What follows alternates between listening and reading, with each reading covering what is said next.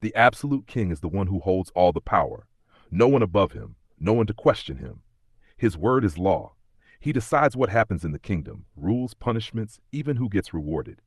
If he says yes, it's yes. If he says no, it's no. Simple. People obey him not because they want to, but because they have to. The army answers to him. The courts answer to him. Everyone does. Sometimes an absolute king can be wise and make life peaceful, but sometimes he can be unfair, and no one can stop him. That's the risky part. There are no checks, no balance, no are you sure? It's just one person making all the decisions. So the kingdom depends entirely on one thing: what kind of person the king is. Good king, peace; bad king, problem. That's the absolute king. The constitutional king is still a king, but with limits. He wears the crown, represents the country, and looks powerful, but he doesn't control everything. There is a constitution, a set of rules that tells him what he can and cannot do. He must follow it just like everyone else. The real power usually belongs to elected leaders, like a prime minister or parliament. They make the laws, run the country, and make decisions. The king's role is more symbolic. He opens ceremonies, supports traditions, and represents unity.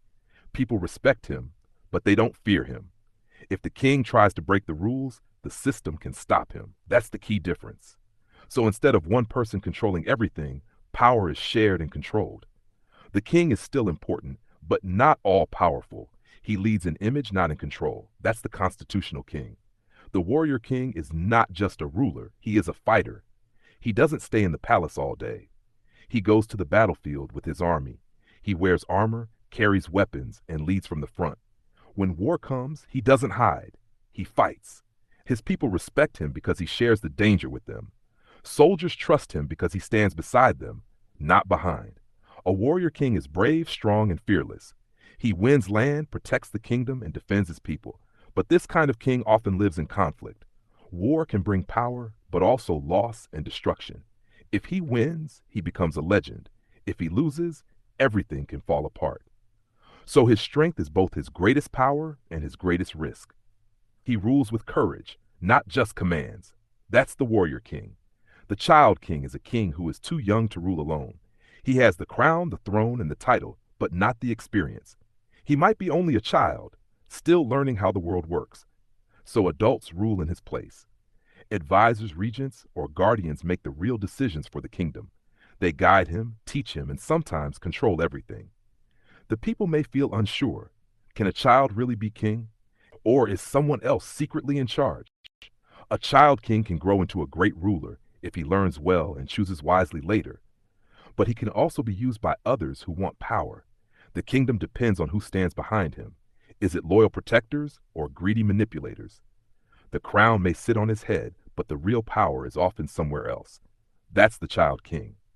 The puppet king is a king who looks powerful but isn't.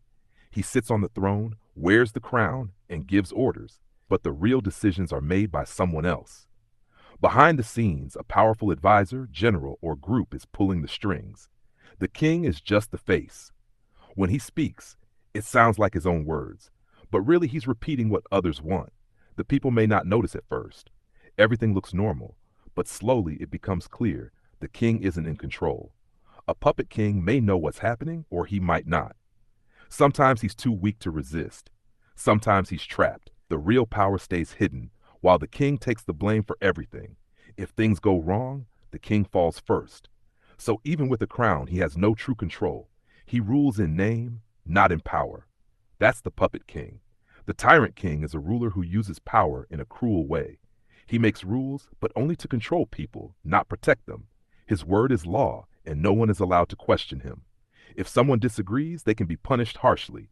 Fear spreads across the kingdom. People obey not out of respect, but out of fear. The tyrant king cares more about his own power than his people. He may take wealth, silence voices, and remove anyone he sees as a threat. There are no fair systems, no balance, no safety. Sometimes he believes he is right. Other times he just wants control. At first, everything may seem strong and organized, but over time, fear creates anger. And anger can turn into rebellion.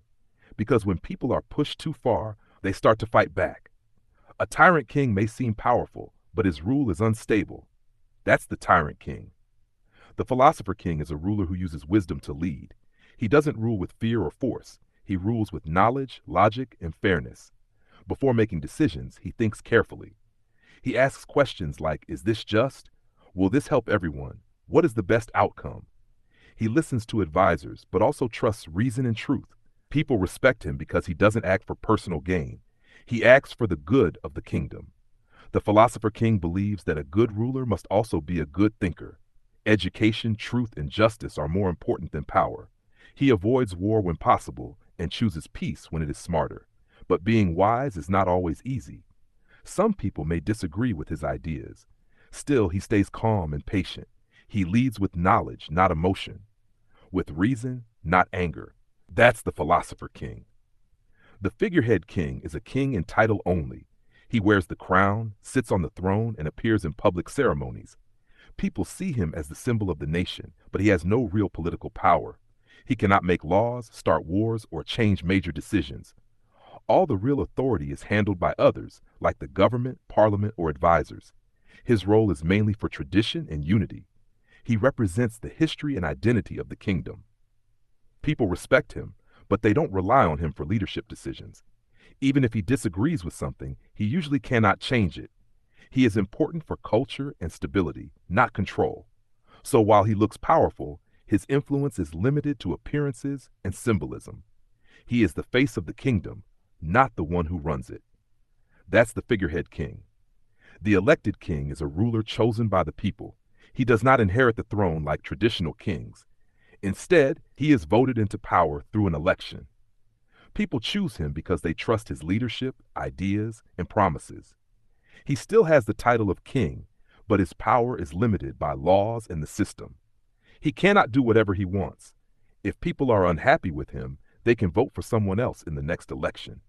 The elected king must listen to the people. He needs support to stay in power. His role is to lead, make decisions, and represent the country, but always under rules and accountability.